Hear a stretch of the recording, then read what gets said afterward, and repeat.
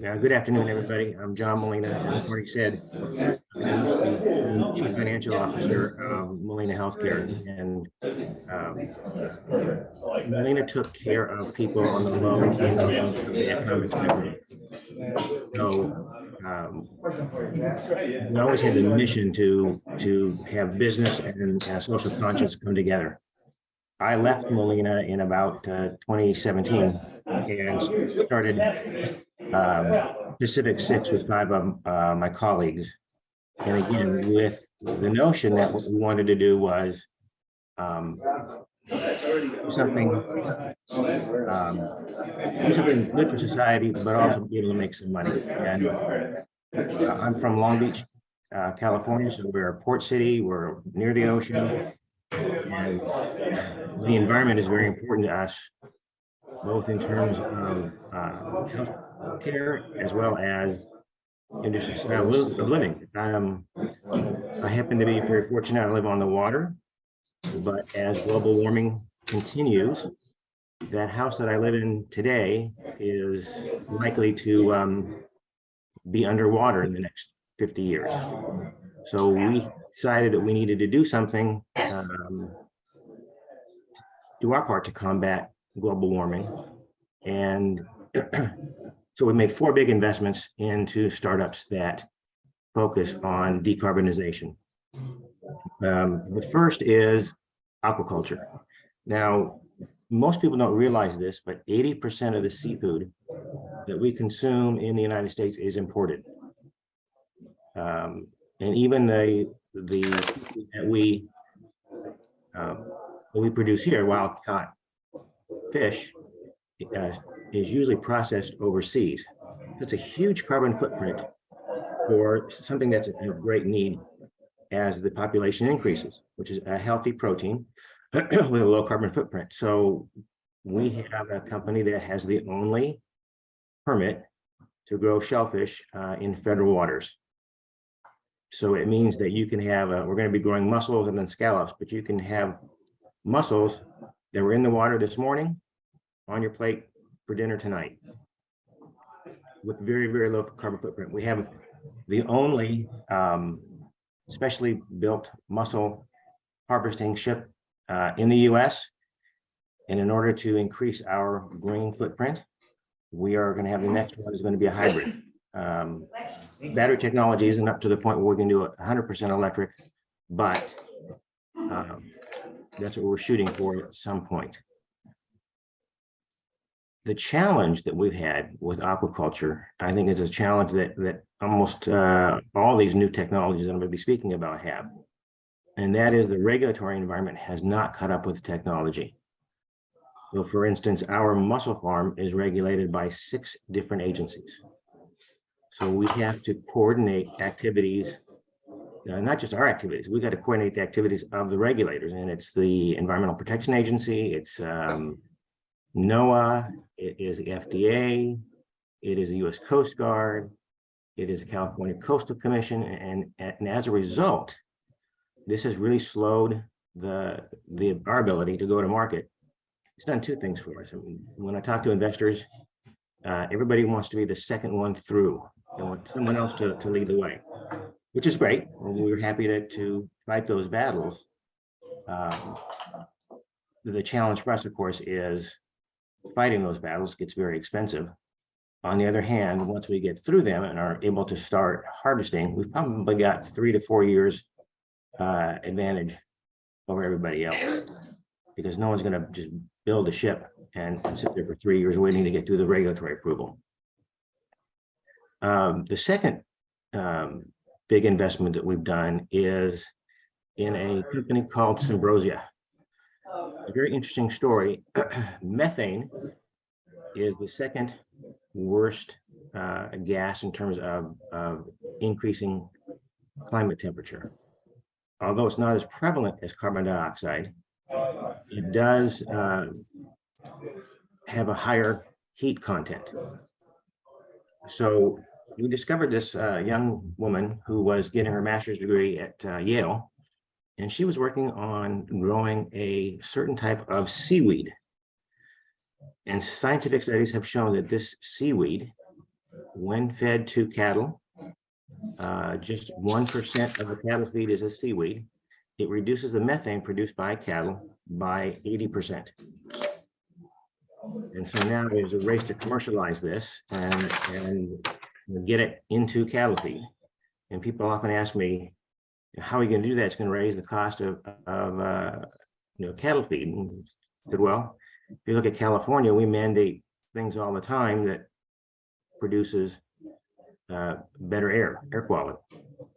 And it's really the case that if you just see what's happening in the world, you've got more tornadoes, more hurricanes, the wildfires in Canada, California, we have droughts, and the next year we have record snowfall. So climate change is real and it's affecting everyone. And there are people who speculate that in 20 years, water is going to be the source of war, access to water is the source of wars, and it's going to be more valuable in some cases than oil. So we've got to do something or some things to get the climate back in line. Now, it's not going to be a one-shot solution. That's why we've tried to do a number of different things. The other thing that we're doing is in plastics. It's plastics and electricity. So California, I know the state of Washington, other states, I wouldn't be surprised if New York doesn't do it soon. They are beginning to mandate that by a certain year, all new cars be electric. And that sounds great, except the states haven't figured out the infrastructure. There's no way that California, with, I don't know, 10, 20 million cars, has the electric infrastructure, has the grid that can power up all those electric vehicles. The other fuel source that can be used is hydrogen. The challenge with hydrogen, however, is that the current way, the most prevalent way to make hydrogen is to run an electric current through water. Well, that's inefficient because you've got to have a lot of power in order to make hydrogen, which makes it an inefficient source of energy. Plus, the distribution is also a challenge. And so not a lot of car companies right now are focused on hydrogen, although I do know that Hyundai has a hydrogen fuel cell car, Toyota does, BMW and Volkswagen are talking about it. So it's becoming more prevalent. We have a company that has a system that takes organic waste, carbon-based waste, including plastics, which, despite what everybody says about recycling, most of the plastics end up in landfills and then end up in the ocean. But our system, I guess, burns is not the right word, but it heats the feedstock to a very, very high temperature, puts it through 3 or 4 different chambers, adds some steam here and there, and is able to separate out the hydrogen from the rest of the material. So that what it produces at the end is an ash, which does go to the landfill, or is stored in sealed containers. Carbon dioxide, which we can then turn around and sell to Coca-Cola bottlers or cannabis growers who need carbon dioxide for their business, and then synthetic hydrogen, which can then be used to create electricity. We've had some success in a joint venture we did in Japan, and now we've reformulated our engineering and are building a prototype. I think this could be a game changer because the system is only the size of 3 20-foot shipping containers stacked on top of each other. So it doesn't take up a lot of space, unlike a petroleum refinery. And the highest output for hydrogen is plastics and wood debris. So we think another use for this is certainly in the forestry areas, because you've got a lot of dead branches and dead trees that unfortunately are kindling for all these huge wildfires. So this is a way to use some of that waste and turn it into something that's green and positive.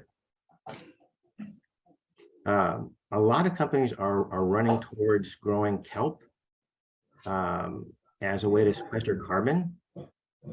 We're doing some of that. I'm not sure how productive that's going to be, or how or biofuels.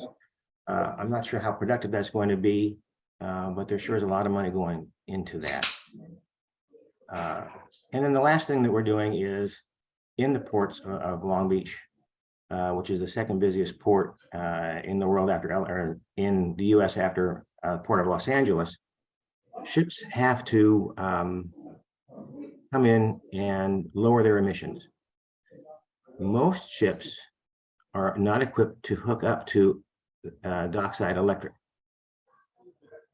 So what they use is they use a very low cost, what they call bunker fuel, which is a very, very heavy polluter, but it's cheap because they need to get the engines on to keep the electricity on the ships, etc. And so what we have invested in is technology that acts like a scrubber. It's like a big sock that goes over the exhaust areas of the ships and scrubs the exhaust fumes and turns it into calcium carbonate. And we think right now we've got 2 scrubbing vessels. There is a need for probably 100 of those, and that's just in the ports of Long Beach and LA. Most ports have not invested in the dockside electricity, and many companies, many shipping companies, haven't invested in what they need to do in order to be able to hook up to electricity. So if you're going to the Port of Long Beach, once a year, you're not going to spend a couple $1 million to invest in what you need to do to hook up electrically.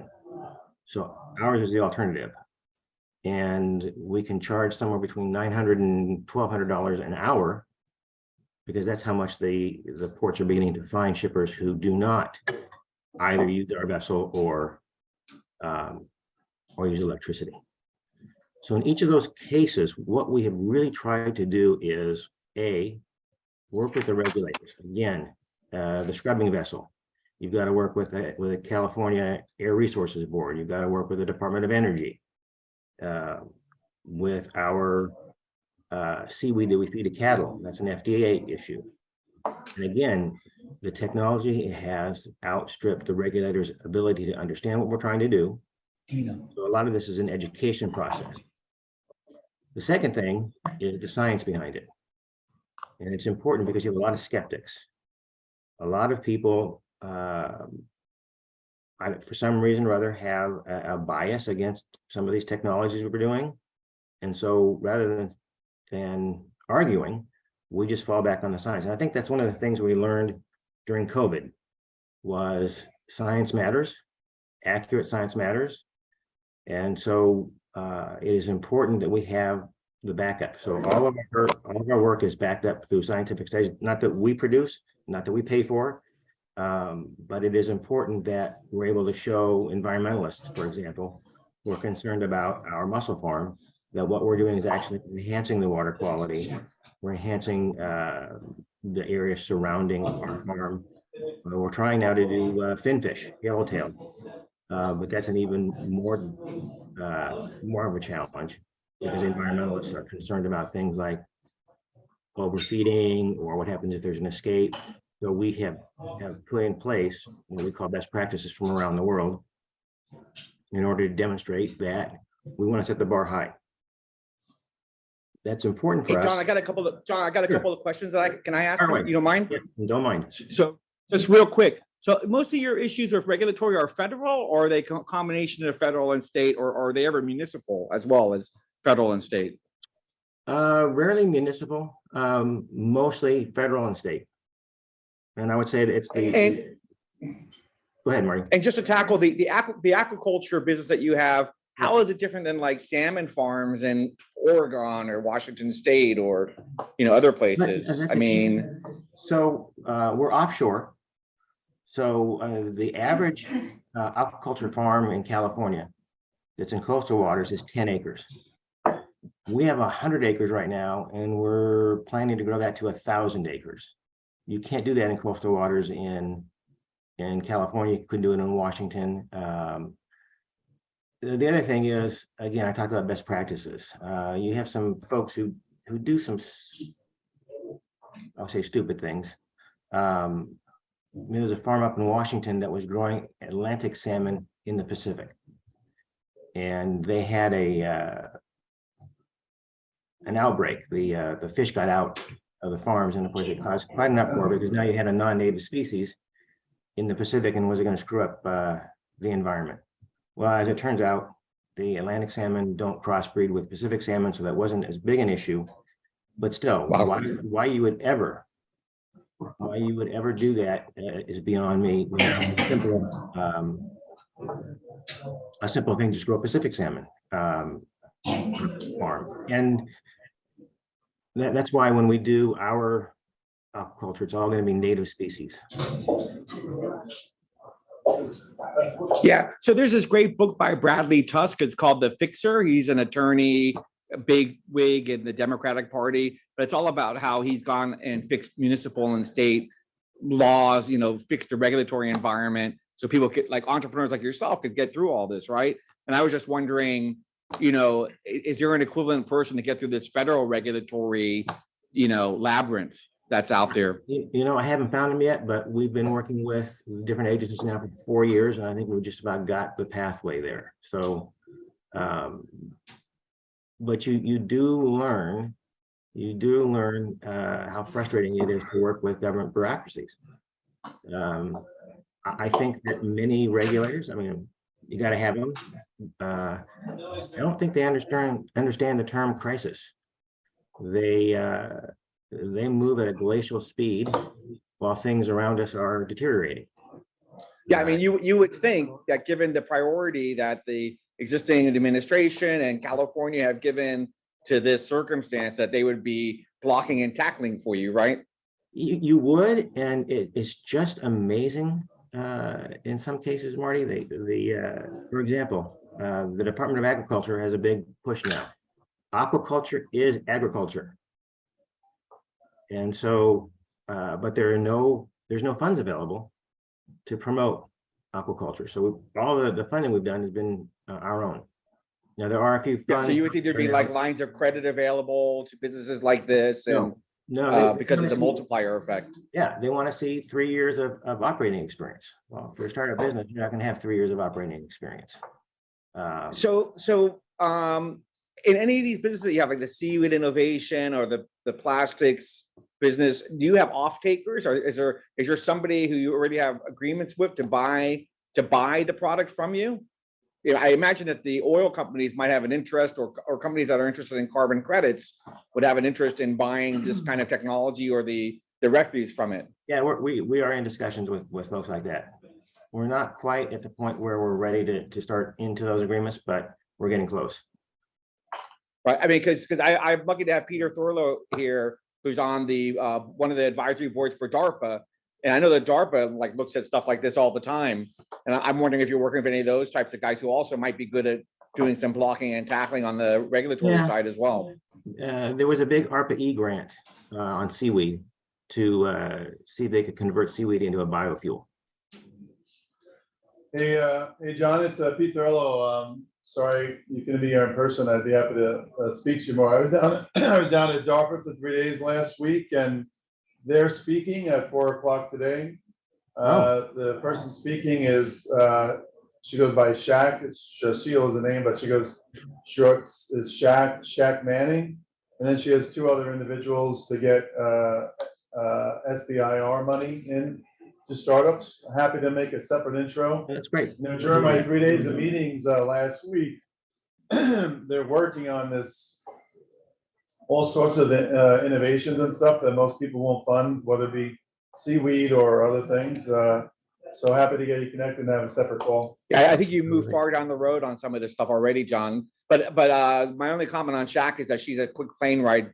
She's in Denver, so she's just a jump in a for you who's out in Southern California. So, but keep on going. This is interesting stuff, and maybe you can describe what you're looking for exactly from other family offices.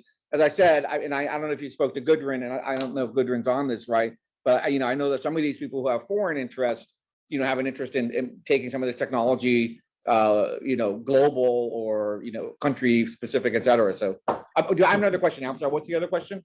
So, John, as you're looking at capital, have you looked at the mission capital that could be available from the philanthropic? Are you looking at mission capital from philanthropic organizations? Yes, we are. Mhm. So the Yeah, Walton family, John has invested a significant amount of his own personal wealth into these businesses. So yeah, that's one of the things that we want to make sure of is that anybody who comes in as an investor realizes that we have a tremendous amount of skin in the game.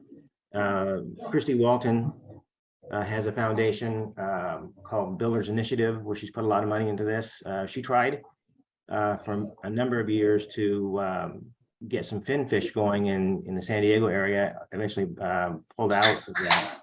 The challenge, when we get back to the regulatory issue is we could, if we wanted to, we could put up a mussel farm in the Gulf of Mexico, Gulf of California rather, probably in 6 months. But our issue, because the regulatory environment in Mexico is much different, much easier. One of the things that we wanted to do though was create that industry here in the US, because the United States has the second largest EEZ, or economic zone, in the ocean of any country. So if we can figure out how to make the oceans productive, it will benefit everyone. And so yeah, we can export a lot of this technology, especially the hydrogen systems, into other countries. The same thing with the asparagus, the red seaweed. It's something that's in great demand in Australia and in New Zealand, where they have a lot of sheep. We have the same issues with sheep. Does the hydrogen technology you have, does that later on convert into liquid hydrogen? Because I mean, Yes. I have a big group of my family who's in Latin America, and they're used to using liquid natural gas, for example, instead of petroleum, because nobody can afford it. So I'm just wondering if it lends itself to that, where people can just create hydrogen tanks and engines and run from that. That's right. That's the whole plan, is to make it liquid. You can use it, you could get a unit for a hospital, and the hospital can run its medical waste through the system and power itself. Once we get the distribution systems going, being able to pull up your hydrogen fuel cell car into a gas station and fill up with hydrogen is what we want to be second nature. Oh, actually, I mean, people just go, they do that, and then they can buy tanks at the equivalent of the Home Depot, right? It's not a big thing. It just goes into your trunk, you plug it in there, you plug it into and it's not something that's revolutionary at all. So this is so super interesting. Can you talk about the kind of alliances that you're seeking with family offices and, mission alignment and things like that? I mean, I think really it's mission alignment first and foremost, because it's kind of it's a long road to start to get revenue. So if you're looking for quick returns, this is not the place to be. On the other hand, if you're mission oriented and take a long view of things, this is exactly where to be, because in each of our cases, we are the first one out there. And so we will have, first mover advantage in those cases. Right. And you had talked about economics with family offices. Any thoughts on the kind of economics you could share with the family offices? Or I don't know if these organizations have certain stock structures, or if you have like preferred stocks, or how that all, or what you're thinking. For the most part, let's see, two of the companies we own 100% of. So, we're very flexible on that. We could do preferred, we can even do mezz debt. And then the other companies, we are major investors, but excuse me, but we are large shareholders in. Right,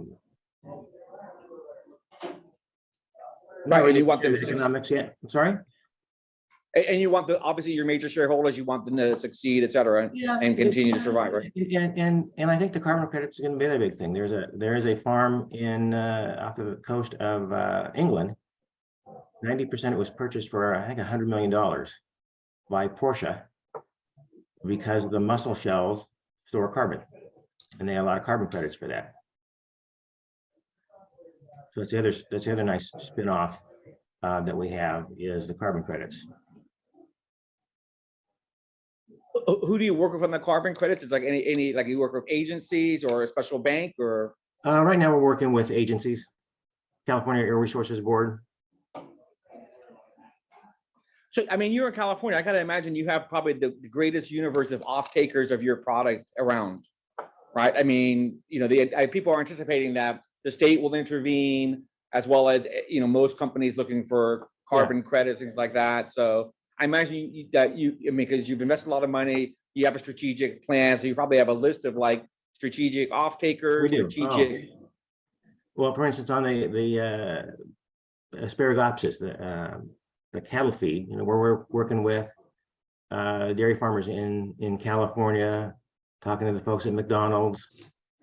So there is a lot of off takers there because they want to increase or decrease their carbon footprint. Question? So, Marty, just on your point, the emission capital, I think you can source would be A, non-dilutive, and B, very, very patient. The interest is really the mission. Whether it's net zero, whether it's the employment. And so I think if you present correctly to the right groups of family offices, the philanthropic side, those groups. I think the thing is, it's going to be like a hockey stick, right? It's going to take a while to get all the regulatory folks through and everything, but once it hits, you know, if we can take all the plastic and turn it into hydrogen, kind of like you solve two problems at once, right? And that's a huge thing, and there'll be huge demand for that. Now it's just a matter of I guess the statement is that there's mission capital available, but I don't know what the scale of that mission capital is for this. It's unlimited.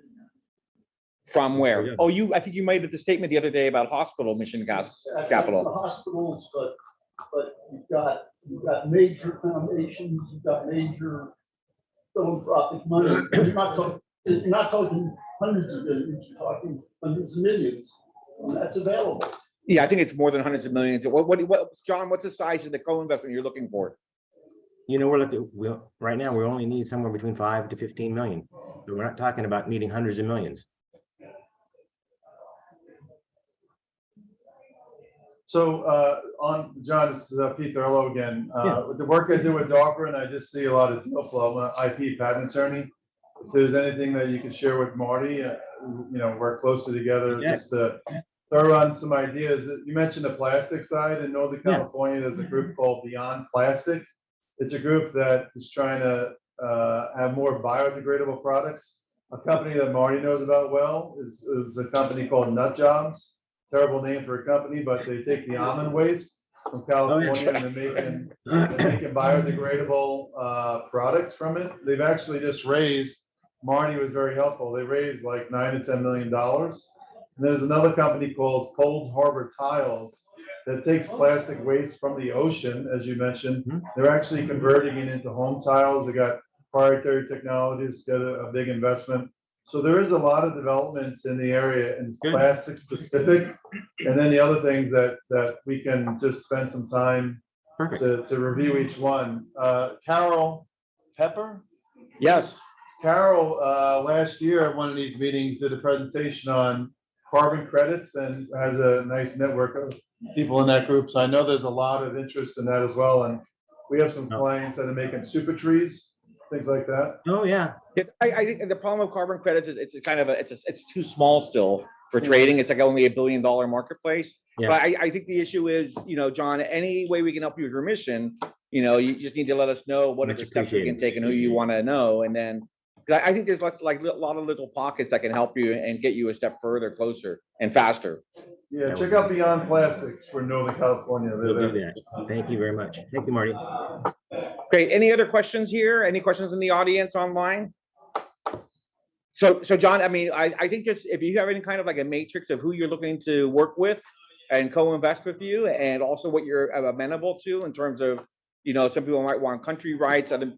So your technology is great for the United States, but a lot of your technology you can move to South America, Asia, We're whatever. happy- we're And some happy people to- may want to just have Asian distribution rights or That's some sort of, That would be fine. and share that with you. And they share the economics on that side of you, so they want to know how palatable you are to that. Completely open. Hey, John, if you have time, I know you're a busy guy, 4 to 5 o'clock New York time. Mhm. If you could listen to DARPA speaking for an hour, especially Shaq Manning, I can introduce you afterwards and we can set up a Zoom Okay, sometime next week. great. Yeah, they may be interesting. Any other thoughts, John, you want to share with us?